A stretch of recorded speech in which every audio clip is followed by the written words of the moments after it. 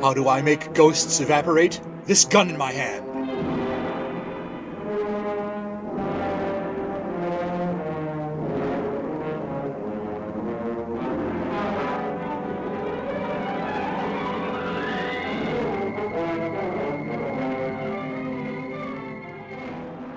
It was a dark and stormy night. Undaunted hero by virtue of the fact that he carries a gun, Falk Zildjian travels to the scene of his next mystery as rapidly as the city bus will allow, accompanied by his returning special guest star for this episode, Patsy Kelly.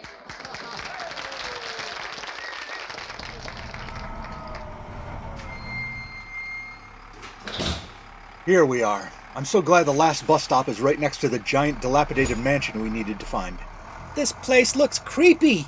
Those big lion statues on either side of the front steps look like they're moving every time the lightning flashes. It'll probably rain before we can get inside. I bet it's locked up tight. This is where they're reading the will of Herman Camembert, the asbestos-insulated lead pipe magnate. So there should be people here. At least that's what the crime fighter who calls himself Suspicious Character said. Do you trust that fella? He's kind of, I don't know. Suspicious? No, I was going to say he's kind of a character. Oh, why would anybody read the will at 10 o'clock at night? How late do the buses run? Ah! A skeleton answered the door. This place is full of spooks. You're overreacting, Patsy. It's just an old medical school skeleton suspended on fishing line. Good evening, sir or madam. It talks. Forgive me for my gaunt appearance. I have begun following the Charles Atlas plan so that I will grow muscles. I do so wish the other butlers would stop kicking sand in my face at the beach. Won't you come in? Cripes, you could fit my whole apartment building in this entry hall. I see a lot of cobwebs up in the corners, though. I bet you could get lost inside this place with all these doors and hallways to other rooms. Look at that! They can't just have one stairway going up with ornate railings and corner posts. They gotta show off and have two stairways. The others have arrived and are waiting in the library. Bill was right. It's nice to have a narrator smoothing over these transitions. Without him butting in occasionally, I have to tell you that we're walking up the stairs and taking the third door on the left into the library, which has a lot of leather volumes along the walls and a big desk with an attorney sitting behind it and several people seated around the room. Sorry, don't mind me. Carry on. Please, pull up a chair. We have too many character names in this episode, so I won't trouble you with mine. Suffice it to say that I am the attorney who has been retained to read the will. The 7 individuals seated about the room are the potential inheritors of the Camembert estate. And now that the generic investigator and frightened sidekick have arrived, we may begin. Who you calling generic? I'm a very distinctive frightened sidekick. Even my bit parts get me listed on movie posters, like my upcoming appearance in The Hit Parade of 1941. Comes out next October. He was calling me generic. Oh, go on. The will begins. I, Herman Melman Camembert, resident of Camembert House, just outside of Parabellum City, being of sound mind and not acting under duress, would like to get on with this last will and testament. My attorney has the list of everything from the estate, valued at approximately $5 million, plus a warehouse full of asbestos-insulated lead pipes worth another $1 million. The estate is to be split up among the 7 children of my cousin Belva, which I guess makes them my second cousins, but I can never remember how that once removed or twice removed thing works.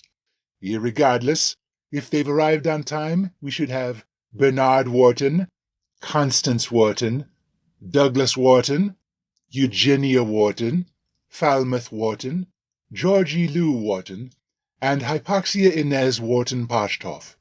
If any of them didn't arrive on time, lock them out. They get nothing if they can't respect the final wishes of their late second whatever cousin. I didn't think Cousin Herman would give it all up this easily. I thought he'd find a way to pull it out of our grasp and into the coffin with him. There are conditions. Please, let me continue. That's more like it. Each of my relatives who wishes to receive a share of my estate must remain overnight in Camembert House until at least noon the day after the reading of the will. The house is not haunted.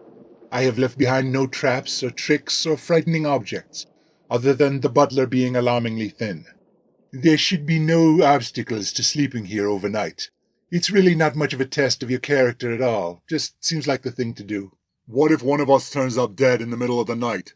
Even if Cousin Hermie didn't pay somebody to kill us, our darling siblings might do it so they could get a larger share.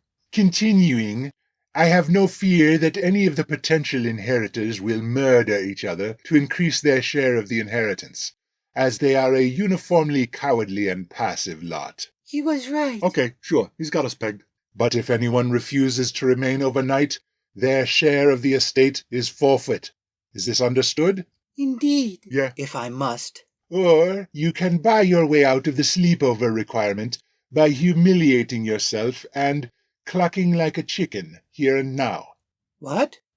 I guess you just cluck like a chicken and you don't have to spend the night. We don't lose our share of the dough? No, I don't see anything on the back of the page. I guess that's how it works. Bark, bark, bark, bark, bark, bark, bark. I believe that wraps it up. The auction will be next Sunday. No need for you to attend that. On Monday morning you may pick up the checks with your shares at my office. Excuse me, Mr. Falmouth Wharton, is it? Did you also want to perform as a chicken to avoid spending the night in Camembert House? No, I actually need a place to stay anyway. This'll save me the cost of a hotel. Very well. You don't mind if Miss Kelly and I spend the night too? Of course not. Your presence is pro forma. He's saying your formation as a professional is still in process, but this That's experience... not what that means. Look out! Is anybody hurt? Why would that chandelier fall at exactly this moment? Nothing to be concerned about. Falling chandeliers are pro forma as well. Now, if you'll excuse me, I'll find my room. Unfortunately, I have to spend the night to ensure none of you leave. Are you sure you don't want to cluck like a chicken so we can avoid this, Mr. Wharton? You gonna pay for a hotel room? No. Good night. We'll return after this important message.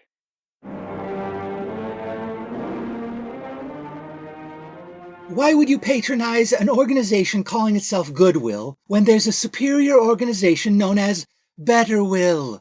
Here's how it works. Donate your gently used secondhand goods to Betterwill. We'll sell your junk back to you and to other people at a nominal markup. Unless it's really worth something, in which case that's an antique collector's item. That's why the price is so high. Betterwill is a non-profit group, so you can pretend that you're helping regular people. Just don't ask how much we pay our executives. Meanwhile, we've lobbied Congress to ensure the needy folks working for us, some of whom are disabled and have no job skills, are paid below minimum wage, which was set at 25 cents per hour just last year in 1938. And why not? They're getting more than just money. They're learning job skills. That's worth it, right? What, do you want them to starve? The Pinkos say we shouldn't exploit these desperate people. They have enough to deal with. The government should just give them enough money to live on, let them live happy lives. But these people like having jobs. Don't you, Jenny? Yes. It gives them dignity, a sense of purpose. They don't have to feel ashamed for being worthless, jobless. I didn't feel ashamed until you started saying all that. Don't interrupt, Jenny. I'm talking to real people on the radio. So why settle for Goodwill when you can shop at Betterwill? And as always, we thank you for filling the empty, meaningless lives of our workers through the power of making them work.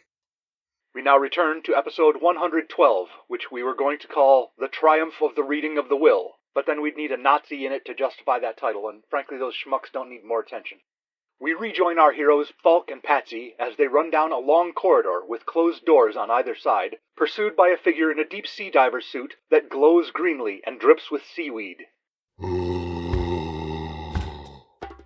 Quick, Patsy, hide behind that lady playing the bongos.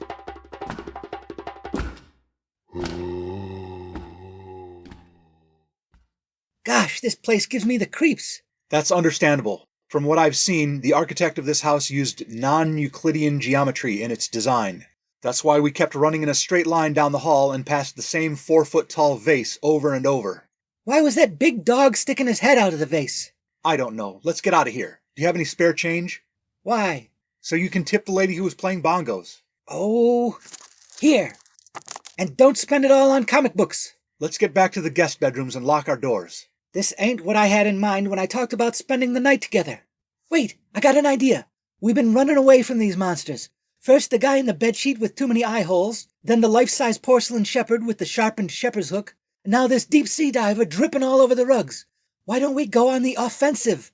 Let's chase them for a change. You don't want to do that. Within 30 seconds, we'll be chasing each other in and out of doorways, jumping into one vase and jumping out of another vase, exchanging confused looks with the monsters, until we get lost in the dungeon and die down there. Excuse me, sir. May I show you to your rooms? Again? Yes, please. No, I remember how to get there. This house isn't so big that I've gotten lost. No, the more the merrier. Let him show us, Falk. If another spook tries to jump us, it'll catch the slowest person. Him. Hey, here comes that attorney, Mr. Vrice. Oh, what are you three doing wandering the halls at this hour? Patsy found a secret door at the back of the closet in her room. She dragged me along, and we've been running away from people pretending to be ghosts and monsters. What time is it anyway? We lost track because of that commercial. It is now 14 minutes past 1 o'clock. 11 more hours for the obstinate Mr. Wharton to secure his share of the inheritance. Have you seen anything unusual this evening? I saw a few doors opening and slamming by themselves. Pardon me, sir. Were the doors bulging into the room and then contracting as if they were breathing? No. Then keep watching. You're in for a treat. What's that sound?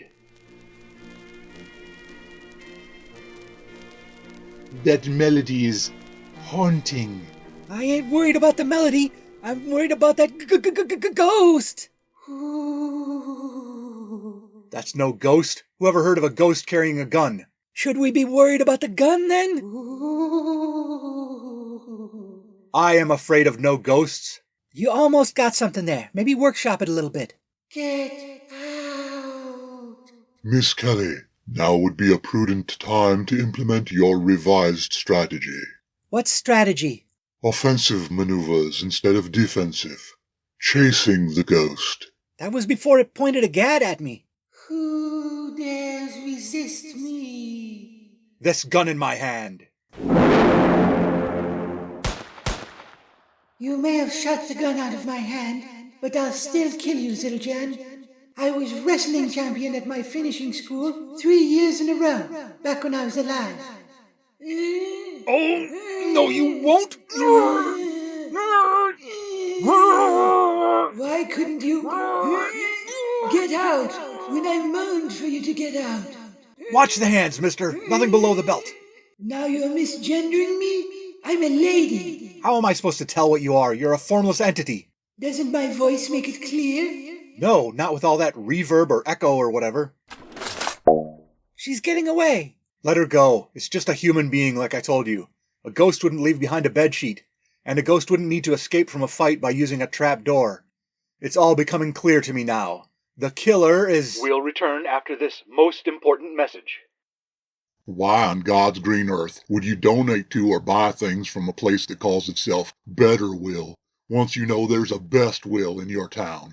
At the distinguished marketplaces of Best Will, you won't find the kind of junk they sell at Goodwill or Better Will, only the best for our customers. Gently used second-hand goods. Nothing cheap. Shoot, you know you get what you pay for. If the prices were lower, it wouldn't be good enough for you. At Best Will, we don't help workers learn job skills. We train up young executives to have executing skills, so they can survive to become old executives. Well, not too old. They probably retire early, some of them. Why not enjoy life? They earned it. Depending on how broadly you stretch the word earn.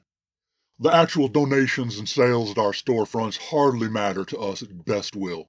In fact, get a load of this. One of our bright young vice presidents suggested we should buy out Better Will and Goodwill. So we did. We own them. Best Will executives run those places. Shop at Best Will, or don't. We'll get the money any which way.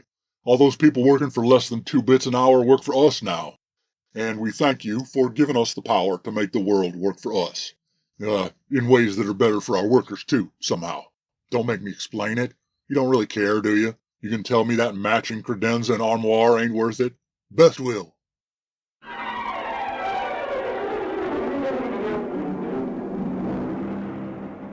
You're probably not wondering why I've gathered you all here, because you know how mysteries play out. That's right. I said we didn't need to gather everybody in the house, but Falk goes by the book. He said everybody's a suspect. Plus, it's more fun if we reveal the secrets we found out about every suspect. With all due respect, madam, I certainly have no secrets. My pocket watch says it's 5 minutes till noon. Then Mr. Wharton will have earned his share of the inheritance, and we can leave this madhouse. There's that music again. You can lay off the spooky stuff. We got the killer pegged, don't we, Falk? Patsy, will you let me do it my way? Foul-mouthed Wharton did it. It's pronounced Falmouth. And I didn't do anything tonight except try to sleep. Well, who else could it be? There's me and Zildjian and you. He didn't do it. I didn't do it. We got witnesses. People have seen us getting chased by spooks, so it couldn't have been us. I didn't see you. Who saw you? Mr. Vrice, the attorney, and Dawson, the butler. Have you ruled them out? Oh yeah, they're suspects too. No, they couldn't have done it. That last ghost with the gun came after the four of us. Me and Zildjian and Vrice and Dawson. So it has to be somebody else. There could be more than one person conspiring to scare people away. But the only one with a motive is you, trying to scare off anyone else that stands to inherit. The other heirs have already gone home. Why do I need to scare off anyone else? Because me and Zildjian got too close to the truth. Patsy, you've got it all wrong. The butler did it. What? What? I beg your pardon, sir. Falmouth was partly right. More than one person was conspiring to scare us out of the house. There's nobody else here. You can come out of the secret doors, everyone. There ain't nobody here but us chickens. Quiet, Bernard. It's no use. I can see your eyes in the portrait of your great-grandfather, Lodowicus Wharton, following everyone around the room. So the chickens have come home to roost. It's Bernard and Constance and Douglas, Eugenia, Georgie, and Hypoxia. The gang's all here. How did you remember all of our names? I memorize scripts for a living, honey. But Falk, what makes you say the butler is the killer? And all these schlubs helped? I didn't say he's the killer. No one's been killed. The mystery was, why do two people who so clearly yearn for each other not overcome their shyness and express their feelings for each other? Who are you talking about? I thought these folks are all brothers and sisters. I hope you're not going to start slapping one of them while she says, she's my mother, my sister, my mother, my sister. Not them. The love affair at the heart of this mystery is between the butler and the attorney. Whatever do you mean? Come off it, Mr. Vrice. Why do you think that music played every time you and Dawson were in the same room together? That haunting melody? What is it? Where did it come from? I found the gramophone when we were being chased through a secret passage. The label on the record says, Love Theme from It Was a Dark and Stormy Reading of the Will. But what about the ghost with too many eye holes cut in the bedsheet? And the life-size porcelain shepherd? The deep-sea diver with kelp draped over him? Her? And the lady ghost with the gun that you wrestled with? Those phantom roles were performed by all the heirs to the Camembert fortune. All of them except Falmouth. I was their eyes on the inside. Why were you trying to chase us away from the house? Are there bodies in the attic? Or proof that you've all been committing crimes? They were trying to chase us away so Dawson and Vrice could be alone. Very good, sir. You saw through the flimsy costumes of the Wharton siblings. But what makes you think I have feelings for Mr. Vrice? Well, like I said, there was the haunting melody. Forget what the record label said. It was actually, Let Me Call You Sweetheart. Another clue was when Eugenia the ghost said, Woo! How is that a clue? She was telling us what Dawson was doing. He was trying to woo the attorney. Plus there's the fact that Dawson couldn't make eye contact with Vrice. He would have blushed if he was caught staring. Butlers don't make eye contact with anybody. But I saw him stealing glances when he thought no one was looking. Vrice acted the same way. The longing between them was unmistakable. Oh, Falk, next you'll see dogs and cats falling in love. Well, yeah, those things will hunch on anything or anybody. I still don't get it. Why would they go to all this trouble of hiding and sneaking around and enlisting conspirators to dress as monsters? Why not come out with it? They hid their feelings because they're both British. It's deeply ingrained in Brits that revealing their feelings is gauche. Or worse, it could result in rejection. They don't express their feelings like honest, wholesome Americans. Americans with no boundaries or filters, more like. You don't sound British, Mr. Attorney. He was born in Clacton-on-Sea. I think that's East London. But he grew up in Parabellum City, so he has no accent. He sounds to you like he has no accent? That's not true. What part did I get wrong? We're not both British. Dawson was born and raised in the States. He puts on a British accent because that's what butlers are supposed to sound like. Quite. Though my birthplace does have a touch of royalty about it. I'll bite. Where were you born? Queens, baby! Still, he adheres to that British identity, which means hiding his feelings, keeping a distance from the person he longs to be with. Why don't you both just get over it? Admit your feelings to each other. We'll forgive your collusion with the fake monsters, the fake haunting, and you can all live more or less happily ever after. You have accurately deduced my desires, Mr. Zildjian. But I still have concerns. I suspect that Mr. Vrice might be a Nancy boy. Would that be a showstopper? Suppose not. Well, after all, we're not living in the Victorian era. It's 1939. People don't care about that stuff anymore. I think it may be a few more years before people stop caring about that stuff. Say, is it too late to change the title of this episode? You could call it The Reading of the Will They Won't They. I'm afraid that would be inaccurate, madam. Why not? Because in our case, it's not will they, won't they, it's shall they, shan't they. And there's no further mystery about that. We shall.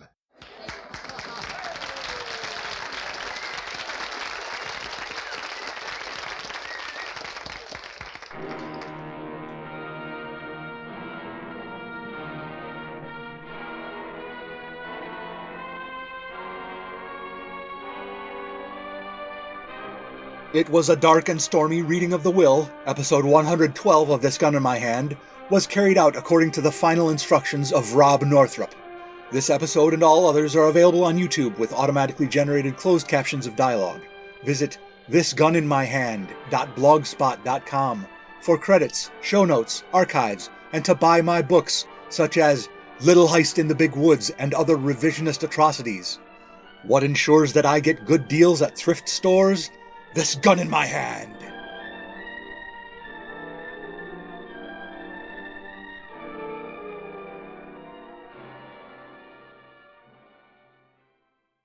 Scream. Scream for your lives.